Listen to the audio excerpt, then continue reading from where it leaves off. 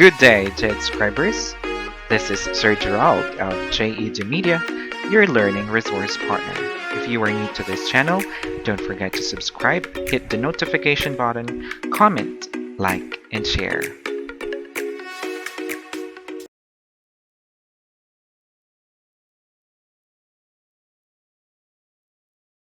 Good day. Thank you for tuning in. This is Sir Gerald and welcome to my channel. I know that most of you are already finished with the LDM course for teachers. Others have already started, but if you are still starting to work on your practicum portfolio, you are on the right channel. And I hope that you will be able to learn something from this as you go through. This is a supplemental guide in building your LDM practicum portfolio. We have there the table guides, and the first column lists the artifacts that are aligned to the daily outputs that you create during the course of the year. We have the second column that describes the artifact to be collected, and the third column indicates the professional standards that are met by the respective output. So we have the different types of portfolio artifacts. I will not dig deeper into it because I believe that this will be discussed by your LAC leaders or maybe your LAC facilitators. So we will focus on the formatting guidelines. The LDM practicum portfolio can be submitted in either printed or digital form that depends on the request of your respective divisions. So digital submissions may be collated in the slide deck. We can use Google Slides or PowerPoint, which I will be presenting to you later on, stored in a folder or other digital forms that your SDO may provide. And we can also have the printed submissions, okay, in a folder or envelope. So we have there the following elements. The following elements would include, the first one would be our cover or the title page, the table of contents, the short annotations which highlight the demonstration of progress in the implementation of the LDM, and the information on the relevant strands in which the artifacts contribute to. So this is very important. We can just tell something about our screenshots, or we can add some notes what our screenshots or what our snapshots or pictures are all about. So we have here the first illustration or the first figure. This is how it looked like. The sample portfolio page layout. So we have there the name of the artifact, the professional standard or strand, which are actually given below, and we have there the image plus our annotation. So let's try to look at this one. The evaluations and the presentations, that would depend on the division. Now, so we have the Learning Delivery Modalities course for teachers, practicum portfolio contents. So we have there the required artifacts, and then the other one would be the self-made or the self-selected artifacts. The second column, we have the remarks, what would be included or what should be highlighted in the annotations, and the PPST strand. So I have downloaded one template which would be helpful, and I have followed this one too. So please take a look at this. It looks this way, and I believe it uses or it used A4 format using the PowerPoint too. So maybe our division would ask us to have it in PDF file, or even this way, the PowerPoint itself to be submitted. Okay, so let's continue. This is our cover page or the title page. The table of contents. Reflective summary is actually the first one here, but I'm going to show you my example and we will discuss there too. So here is my example.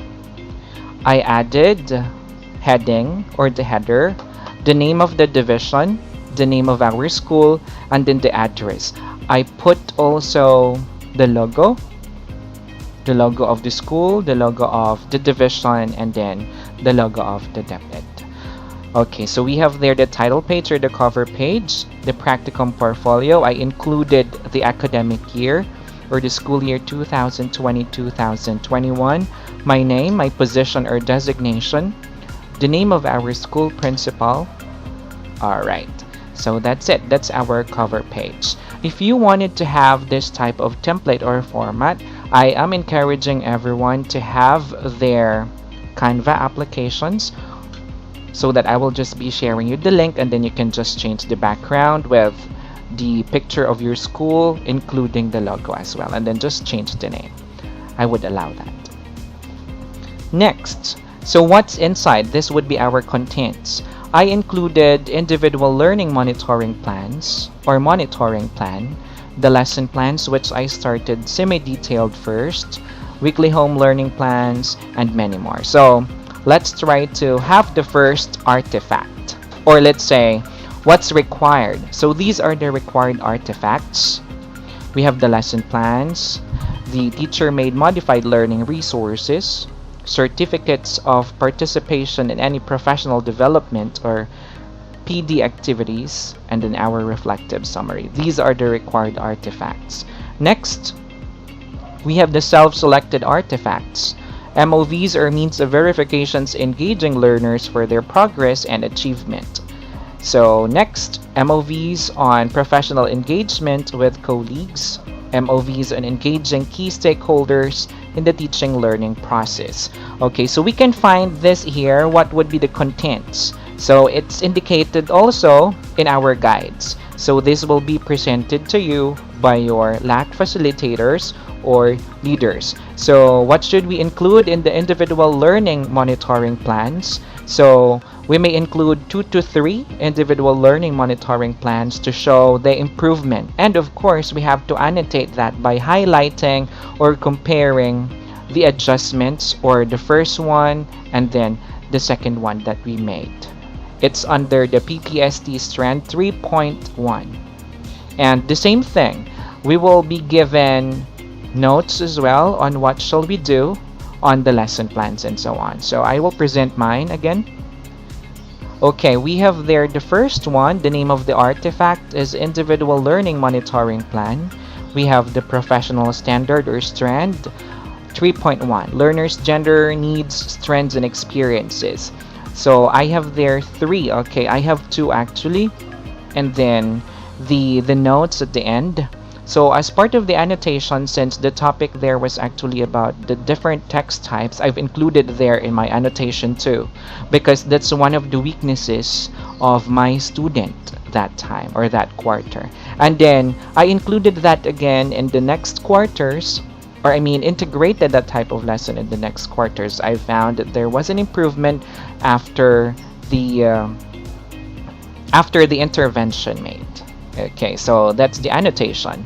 Next, we have lesson plans, DLP, and so on and so forth.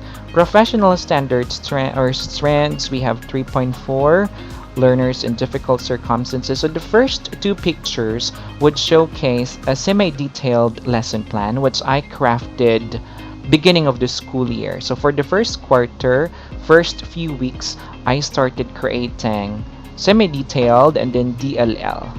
Okay, so I included that in my annotation as well.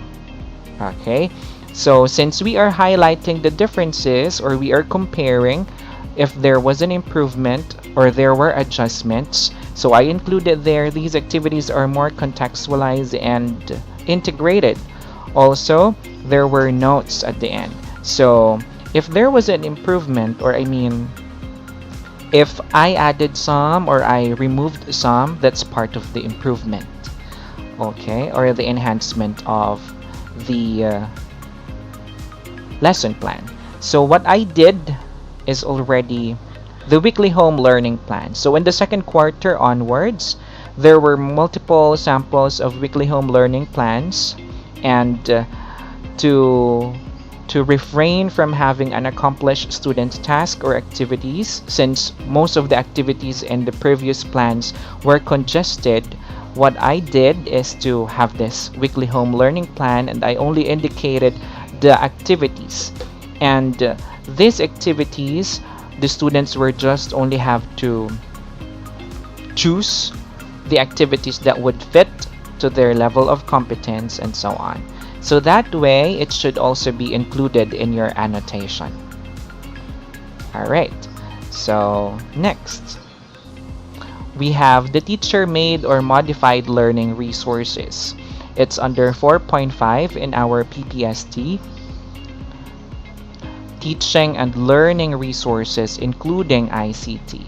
I'm actually one of the writers in the English 10 in the division, or in our division. So I added in the annotation the importance of modules first, or the use of modules would help the students to be more independent in learning. They will be able to track their progress or monitor their progress, but to some, there may be disadvantages using the modules, or too many actually. But with the use of the links that I provided, with the use of the different activities that would help them, so they have their options. And we were instructed to make it hybrid modules, therefore they can access other references if they found it a little bit complicated to their level, so they may shift to other references or other resources, and that's indicated there in the module 2. Okay, so another one, since we are talking about the integration of information communication technology, so I have my YouTube channel, and it includes the topics there. At the same time, I have my Facebook group and my Facebook page where I am uploading some of the references that I made. They may be through, or they may be searchable. I mean, I added some references which I gathered from outside sources, and what I included in the annotation would be this. So I started first with a short intro, 1 to 2 sentences, introduction, and then I explained its importance or its value, especially in this setup. Next, we have there the certificates of participation in any professional development activities. So let's make sure, I believe that we have attended different seminars or webinars, but let's just pick or choose the webinars or the trainings which were aligned to our professional goals or in our development plans, which we crafted in the previous sessions. Okay, so this one is actually relatable to mine. It's very relevant because it talks about teacher upskilling in the new normal, enriching pedagogy, theory, and practice. So I gained CPD units here, so I explained that in my annotation. I just took a snapshot or a screenshot of the certificate of the participation. Next, it's really good, but I didn't get the certificate of recognition. I just had the certificate of participation because this is very important, I believe, and it's part of my development plan. So it includes something about assessment of online learning, synchronous and asynchronous, and so on. So I included that here as well. And as you can see in my annotation, I am starting first with a sentence which would highlight the importance of this and that. Next, another one, I was given the opportunity to attend Flex to Learn for NCR teachers. We were two, I believe, in our school, and I included as part of the annotation what was it about. Okay, what were learned there and how it should be applied and what would happen if it would be applied in the teaching learning processes, especially in the new normal setup. So that's it. You have to explain, you have to introduce, and then you have to tell something about it. That's for the annotation. So this would be one of the artifacts as well in your PD. Next, another one, I can't wait to include this, so that depends on you, but I would consider this as part of my growth. Therefore, I included this snapshot, not my certificate, my snapshot when I was invited to be one of the speakers, since it is about LAC sessions as well. So I consider it as a lesson to be learned. I consider it as a learning and development on my part, both personal and professional, so I included it here. Next, we have the reflective summary. Do you feel that this collection of work really reflects your abilities and what you have achieved this year through the LDM course? Why or why not? So I started again with an introduction. You may have started with a quotation or a line that consolidates everything that you will include. So I only have few sentences here. That depends on you how long, but this is my reflective summary. So our abilities, skills, values, and attitudes are manifestations of achievements. Therefore, that means I believe or I agree with the question. And for additional, these are the LDM artifacts self-selected. So we have the means of verifications engaging learners for their progress and achievement. This includes kamustahan, this includes synchronous or asynchronous sessions, and how did you do it. So monitoring and evaluation should be done all throughout to track students' progress and to assess whether they have mastered the competencies expected. So I included here the screenshot when I was observed by the department coordinator and our school principal, because it's one of a kind experience. You learned and at the same time you transfer learning to your students. So I believe that's a good example. Next is the screenshot of the activity which I posted in our Facebook group. Then the instructions and the instructions that I chatted in our respective group chats. So I have there I explained there their reactions, because I actually instructed them that if it is a like, the meaning is this, if it is a heart, wow, and so on. So I included that in my annotation as well. Next, we have another one is the use of different applications or websites which can be used for providing interactive learning activities to students. That's a good way to encourage or to motivate the students. Plus, you have to give them feedback. So during this activity, we were having our synchronous session and we have the winner and so on. So I included that as part of this MOV or this artifact. Engaging learners for their progress and achievement. Next, another one is with the use of Google Classroom, with the use of the summary of their grades and so on. So plus our homeroom guidance or the Kamustahan online. So I included that here. Next, MOVs on professional engagement with colleagues. So it stated in their remarks, it could be the faculty meeting, it could be the in-service training, or LAC sessions. So this one, if I'm not mistaken, it's the inset last 2020, December 2020. Since I'm the training coordinator, I included here the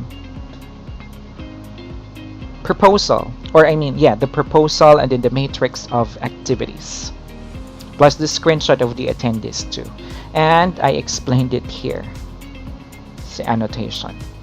Next, another one is a faculty meeting which was held May this year.